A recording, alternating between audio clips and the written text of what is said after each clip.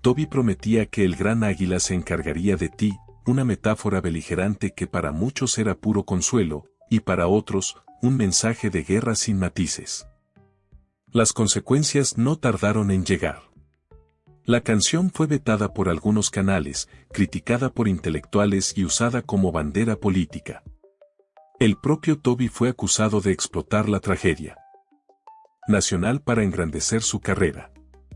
Y, como si el destino lo buscara, se produjo uno de los escándalos más recordados en la historia del country, el enfrentamiento con las Dixie Chicks. Natalie Mans, la vocalista, acusó públicamente a Keith de incitar al odio. Toby respondió proyectando en sus conciertos una foto de Mans junto a Saddam Hussein, insinuando traición.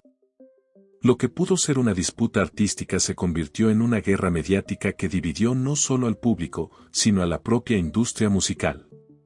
Mientras tanto, en los escenarios, Toby seguía ascendiendo. Sus giras llenaban estadios, sus discos alcanzaban multiplatino, y su estilo, esa mezcla de patriotismo, cerveza y carreteras, se convertía en la banda sonora de un país herido que necesitaba símbolos. Keith no solo vendía discos, vendía identidad. Y él lo sabía. Por eso fundó su propia disquera, Show Dog Nashville, con la que buscó liberarse del control de las grandes compañías.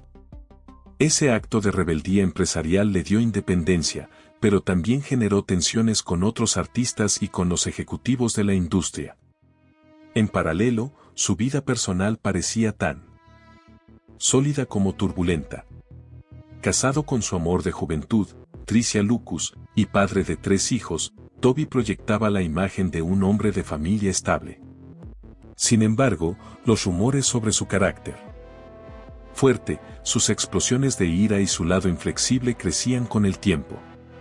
Muchos lo describían como un dictador en el estudio, un hombre que exigía obediencia absoluta. Esa fama de duro lo acompañaba tanto en los negocios como en la música. Pero Toby Keith no se limitó a la música. Su instinto empresarial lo llevó a construir un verdadero imperio, restaurantes temáticos como A Love Best Bar and Grill, una marca de tequila, negocios petroleros y hasta alianzas con gigantes corporativos. Durante varios años, Forbes lo catalogó como uno de los músicos country más ricos del planeta. Sin embargo, esa misma faceta lo expuso a críticas, ¿era aún un cantante del pueblo o se había convertido en un millonario que explotaba la imagen del cowboy para vender hamburguesas y tequila? El clímax de su carrera llegó en la década de 2000 y principios de 2010. Canciones como Bear for My Horses junto a Willie Nelson o As Good As I Once Was consolidaron su estatus de leyenda viva. Y aún así, el conflicto nunca lo abandonó. La prensa lo acusaba de excesivo, de repetir fórmulas, de usar la política como recurso barato. Kate, con su habitual tono desafiante, respondía: "No hago música para críticos, la hago para mi gente". Pero lo que nadie vio venir fue el suceso inesperado que cambiaría todo. En 2022, Toby Keith anunció públicamente que padecía cáncer de estómago. El hombre que había sobrevivido a guerras mediáticas, a batallas políticas y a los prejuicios de la industria, se enfrentaba a su enemigo más despiadado.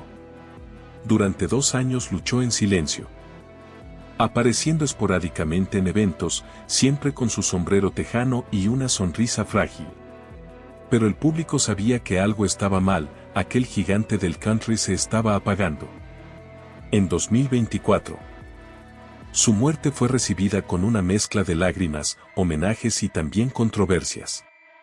Algunos lo recordaron como un héroe del país, otros como un provocador que usó la música como arma política. Lo cierto es que Toby Keith dejó un vacío imposible de llenar, porque su vida fue mucho más que canciones, fue un espejo de la América más contradictoria, orgullosa y dolorosa al mismo tiempo.